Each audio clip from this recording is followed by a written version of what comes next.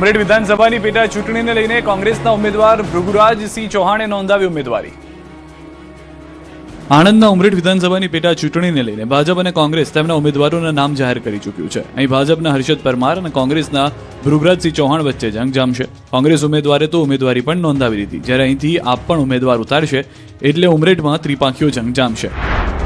કોંગ્રેસના ટોચના નેતૃત્વ સાથે મંથન કર્યા બાદ ગુજરાત કોંગ્રેસે આણંદમાં ઉમરેઠ વિધાનસભાની પેટા ચૂંટણી માટે ભાજપ સામે ભૃગુરાજસિંહ ચૌહાણને મેદાને ઉતાર્યા. ત્યારે આજે કોંગ્રેસના ઉમેદવાર ભૃગુરાજસિંહ ચૌહાણ પોતાની ઉમેદવારી નોંધાવી ચૂક્યા. ઉમરેઠના નાસિકવાડા હોલ ખાતે કોંગ્રેસી આગેવાનો પહોંચ્યા, જ્યાં કોંગ્રેસના પ્રદેશ પ્રમુખ અમિત ચાવડા, આણંદ જિલ્લાના પૂર્વ સાંસદ અને પૂર્વ કેન્દ્રીય મંત્રી ભરતસિંહ સોલંકી તેમજ તુષારભાઈ ચૌધરી સહિતના અગ્રણીઓની હાજરીમાં ઉમેદવારી નોંધાવી. આ પ્રસંગે જીતનો વિશ્વાસ વ્યક્ત કર્યો.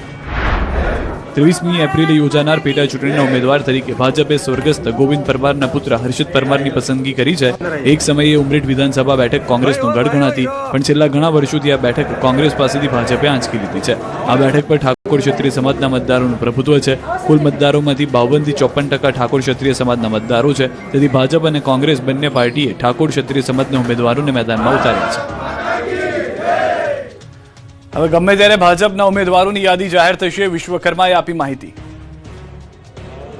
સ્થાનિક સ્વરાજની ચૂંટણીના ઉમેદવારોના ફોર્મ ભરવાની તારીખ નજીક છે, ત્યારે તમામ પાર્ટીઓ તેમના ઉમેદવારોની યાદી જાહેર કરવા લાગ્યા છે. હવે ભાજપની પણ સેન્સ પ્રક્રિયા પૂર્ણ થઈ ગઈ છે. 5 દિવસમાં તમામ જિલ્લાઓમાં દાવેદારોને સાંભળી લેવામાં આવ્યા. નિરીક્ષકોએ દાવેદારોની યાદી સમિતિને મોકલી દીધી. દરેક બેઠક માટે 3 સંભવિત ઉમેદવારોના નામોની પેનલ તૈયાર કરાઈ છે. આ પેનલને આગળ ચૂંટણી સમિતિ સમક્ષ રજૂ કરવામાં આવી છે, જે અંતિમ નિર્ણય લઈ ઉમેદવારોના નામ પર મહોર મારશે. ત્યારે હવે ગણતરીના દિવસોમાં જ ભાજપ તેમના મુરતિયાઓની પ્રથમ યાદી જાહેર કરશે. જાતિ, જ્ઞાતિ સહિતના સમીકરણોને ધ્યાનમાં રાખીને મુરતિયાઓની પસંદગી કરવામાં આવશે. ત્યારે કયા ઉમેદવાર પર કળશ ઢોળાશે તેના પર સૌની નજર છે. જ્યારે સ્થાનિક સ્વરાજની ચૂંટણીના બ્યુગલ વાગી ચૂક્યા છે. આખા રાજ્યની અંદર ભારતીય જનતા પાર્ટીના તમામ નિરીક્ષકોથી માંડી અને સેન્સ પ્રક્રિયા પરિપૂર્ણ થઈ છે અને આગામી દિવસોથી ચૂંટણી સમિતિ પણ બેસશે અને તમામ જગ્યાએ એને યોગ્ય નિર્ણય લેશે.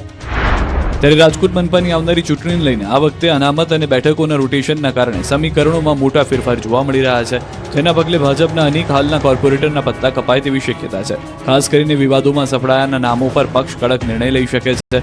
અંદાજે 25 થી વધુ કોર્પોરેટરો પર સીધી અસર પડી શકે છે, જ્યારે અનેક પૂર્વ કોર્પોરેટરે તો પરિસ્થિતિને ધ્યાનમાં રાખીને દાવેદારીથી દૂર રહેવાનું પસંદ કર્યું છે.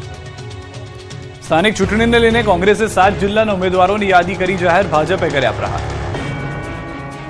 ગુજરાતમાં સ્થાનિક સ્વરાજ્યની ચૂંટણીનું બ્યુગલ ફૂંકાયા બાદ કોંગ્રેસ દ્વારા અમદાવાદ, સુરત, વડોદરા, રાજકોટ, જામનગર, ભાવનગર અને મોરબી એમ 7 મહાનગરપાલિકા માટે 243 ઉમેદવારોની પ્રથમ યાદી જાહેર કરવામાં આવી છે.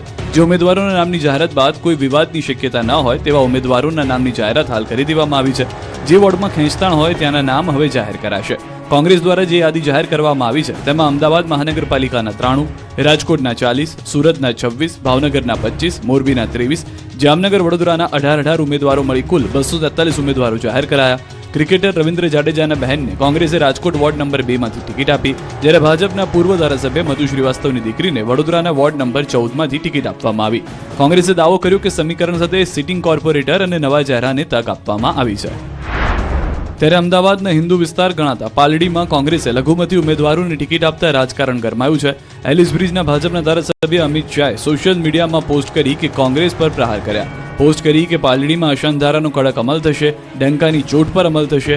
નોંધનીય છે કે પાલડીમાં સતત વધતા લઘુમતી પ્રભુત્વને લઈને હિન્દુ લોકોમાં રોષ છે, સવાલો પણ ઉઠી રહ્યા છે. કોંગ્રેસ નર્મદામાં પણ એકલા હાથે ચૂંટણી લડશે, આદિવાસી વિસ્તારમાં જામશે ત્રિપાંખીયો જંગ. સ્થાનિક સ્વરાજની ચૂંટણીમાં કોંગ્રેસ કોઈ પણ પક્ષ સાથે ગઠબંધન નહીં કરે, એકલા હાથે જ આદિવાસી વિસ્તારમાં ચૂંટણી લડશે. ગુજરાત કોંગ્રેસ દક્ષિણ પ્રભારી શ્રી નિવાસને નર્મદા જિલ્લાના કેવડિયા કોલોની ખાતે જિલ્લા કોંગ્રેસની બેઠકમાં હાજરી આપી. જિલ્લા કક્ષાની બેઠક મળી હતી, જેમાં જિલ્લાના તમામ આગેવાનો ઉપસ્થિત રહ્યા. આ કાર્યક્રમમાં ગુજરાત કોંગ્રેસના દક્ષિણના પ્રભારી શ્રી નિવાસન, જિલ્લા કોંગ્રેસ પ્રમુખ તડવી તેમજ નર્મદા અને છોટાઉદેપુર જિલ્લાના કોંગ્રેસના નેતાઓ, કાર્યકર્તાઓ સાથે ઉપસ્થિત રહ્યા. આ કાર્યક્રમમાં આમ આદમી પાર્ટી અને ભારતીય જનતા પાર્ટીમાંથી 30 થી વધુ કાર્યકરો કોંગ્રેસમાં જોડાયા, જેમનું સ્વાગત કરવામાં આવ્યું. ત્યારે મીટિંગ દરમિયાન દક્ષિણ ઝોનના પ્રભારી શ્રી નિવાસને જાહેરાત કરી કે સ્થાનિક ચૂંટણીમાં કોંગ્રેસ કોઈ પણ અન્ય પક્ષ સાથે ગઠબંધન કરવાનું નથી અને એકલા હાથે જ કોંગ્રેસ ચૂંટણીઓ લડશે. રાજકારણમાંથી પૈસા બનાવ્યાના ભાજપના નેતાના દાવાથી રાજકારણ ગરમાયું, કોંગ્રેસે પ્રહાર કર્યા. આણંદના ભાજપના નેતા અને અમૂલના પૂર્વ ચેરમેન વિપુલ પટેલે એક કાર્યક્રમમાં જાહેર મંચ પરથી સ્વીકાર કર્યો હતો કે રાજકારણથી જે મેં રૂપિયા બનાવ્યા છે જેને લઈને રાજકારણ ગરમાયું છે, ત્યારે કોંગ્રેસે ભાજપને ઘેરી છે. કોંગ્રેસ પ્રદેશ પ્રમુખ અમિત ચાવડાએ આક્ષેપ કર્યો કે ભાજપના નેતાના નિવેદનને કોઈએ વખોડ્યું નહીં. વિપુલ પટેલે જાહેરમાં ભ્રષ્ટાચાર કર્યાનું સ્વીકાર્યું છે.